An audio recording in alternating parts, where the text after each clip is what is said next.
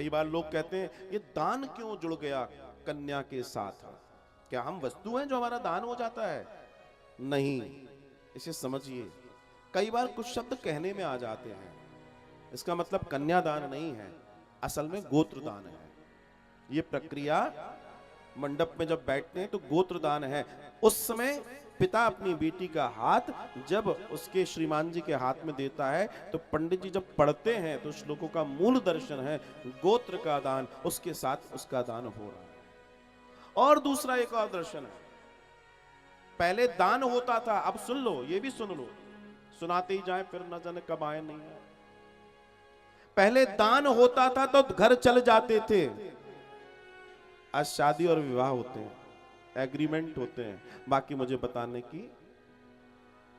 अब आप पूछोगे दान का मतलब यहां बताओ, तो पूरा तो बताओ। तो सुनो, हमारे यहां कहते हैं एक बार जिसको दान दे दिया फिर उस पर हमारा हक नहीं है। अच्छा, समस्या कहां शुरू होती है? समस्या शुरू जब होती है जब अपनी समस्याएं बताने का मौका माता पिता को, बेटी को मिल जाए। पहले इतना कड़ा नियम बना दिया था कि बेटी के यहां पानी नहीं पीना, बेटी के यहां भोजन नहीं करना। क्यों बनाया था? बेटी का दुश्मन है कि उसके यहां पानी नहीं पीना, भोजन नहीं करना? नहीं, उसके पीछे एक कारण था। कारण यह था कि जिस गांव में, जिस शहर में उसको ब्याया गया है, जीवन में हर घर में 4 बर्तन हैं और वो खटकते हैं। ऐसा कोई घर नहीं है दुनिया के अंदर, ध्यान रखना। कागज के बर्तन है तो बात अलग है, खटकेंगे। सबके जीवन में समस्या आएंगी, होती हैं, लेकिन समस्या सुबह आई है शाम तक चली भी जाएगी। लेकिन सुबह समस्या आई और समस्या आते से ही तो समस्या फिर बवंडर बन जाएगी। तो अब मान लीजिए पिताजी गए, भैया जी गए, कोई गया, तो क्या मालूम है कि पानी भी नहीं पीना है, भोजन भी नहीं करना है, तो कितनी देर रुकेंगे?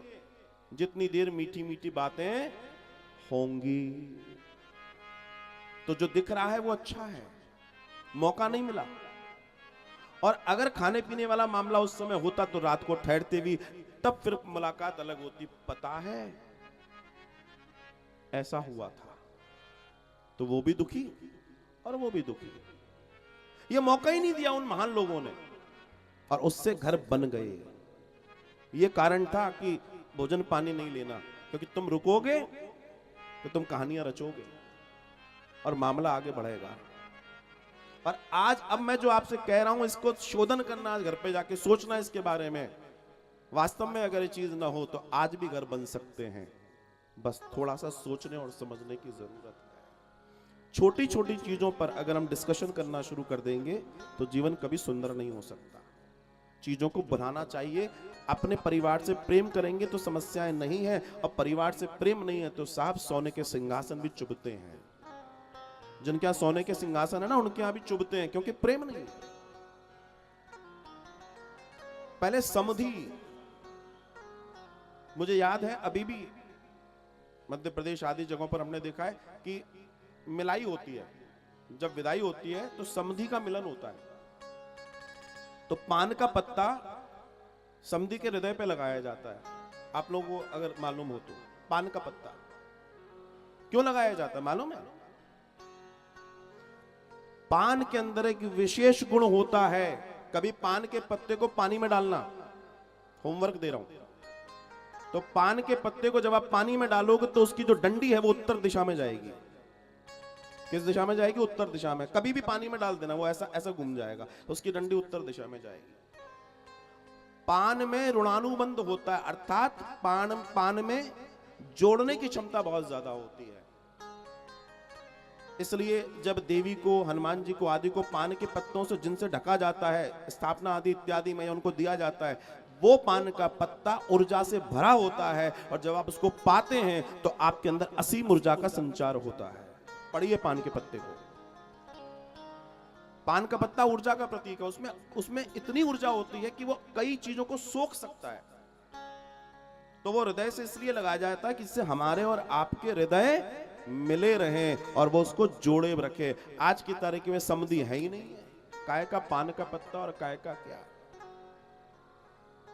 इतने बारीक कस्टम थे, इसलिए रिश्ते बनते थे।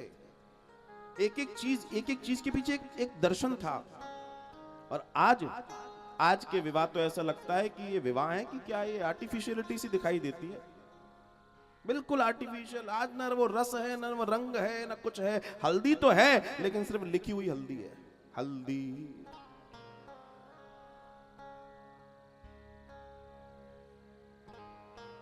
मेरा तात्पर्य आप समझ रहे हैं?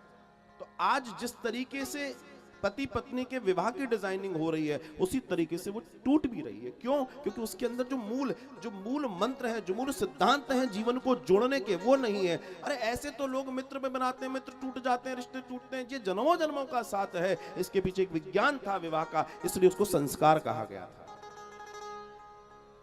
ऐसे ही नहीं है। सीता जी का दर्शन देखिए कि पति के ऊपर इतना बड़ा दर्शन आया है कि छोड़ के जाना है, 14 वर्ष बाहर रहना है। आज किसी को मिल जाए 14 वर्ष का वनवास, पहली बात तो लेने वाले कहाँ हैं? अब मिल जाए तो मैं कहेंगे तुमको मिला है, हमें थोड़ी मिला है, हम तो जा रहे हैं अपने पप्पा के यहाँ। ये हो रहा है आजकल। थोड़ी सी समस्या आई, वो क्या पता पड़ा वो छोड़ के गई। क्यों भैया? सिर्फ इसके लिए, मतलब अपनी कोई मर्यादा नहीं है, इस देह की कोई कीमत नहीं है, इस जीवन की कोई कीमत नहीं है। इसलिए मैं कहता हूं कि रामचरितमानस पढ़िए, जिससे जीवन के अंदर कल्याण हो, सुधार आए और एक समाज, सभ्य समाज का निर्माण हो। इसलिए जरूरी है, इसलिए जरूरी है,